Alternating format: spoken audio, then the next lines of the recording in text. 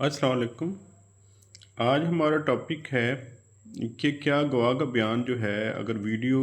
Clip की सूरत में हो या वीडियो रिकॉर्डिंग की सूरत में हो, उसको आर्टिकल 140 के तहत जो है वो कन्फ्रंट करवाने के लिए इस्तेमाल किया जा सकता है कि नहीं किया जा सकता। देखिए, सबसे पहले तो जैसा कि हम करते हैं यूजुअली कि इसमें रेलिवेंट सेक्शन जो है वो 161 162 सीआरपीसी है, और इसका क्रॉस जो रेफरेंस है वो आर्टिकल 140 क्यूएसओ है। देखें कि 161 का बयान जो गवाह का होता है ड्यूरिंग इन्वेस्टिगेशन पुलिस रिकॉर्ड करती है, और उसका मकसद 162 सीआरपीसी के तहत होता है कि सिर्फ अक्यूज़ उसको कन्फ्रंट करवाने के लिए, वो गवाह का जब बयान अदालत में होता है तो उसको कन्फ्रंट करवाने के लिए वो 161 का बयान इस्तेमाल करता है। मुस्तगीस उसको जो है वो इस्तेमाल नहीं कर सकता किसी भी सूरत में। तो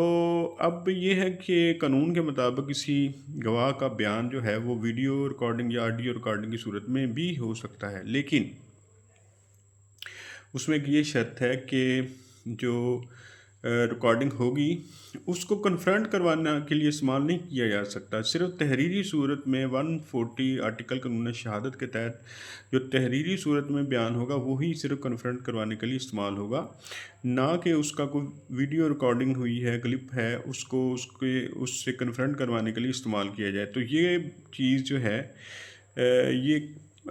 जो है ये रेलिवेंट इसका जो केस ला है, ये लेटेस्ट केस ला है ऑनरेबल इस्लामाबाद हाई कोर्ट का 2026 PCRLJ 227 इस्लामाबाद हाई कोर्ट का ये फैसला है, जिसमें ऑनरेबल इस्लामाबाद हाई कोर्ट ने 161 162 और आर्टिकल 140 को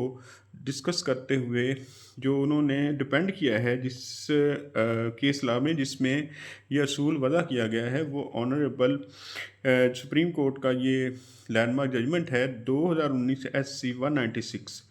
तो इसमें ये किया गया है कि जो है आर्टिकल 140 के तहत सिर्फ तहरीरी सूरत में जो बयान होगा गवाह का उसको उससे कन्फ्रंट करवाया जा सकता है, ना कि जो है उसको जो उसकी कोई वीडियो क्लिप मौजूद है तो उससे उसको कन्फ्रंट करवाया जाए। तो अब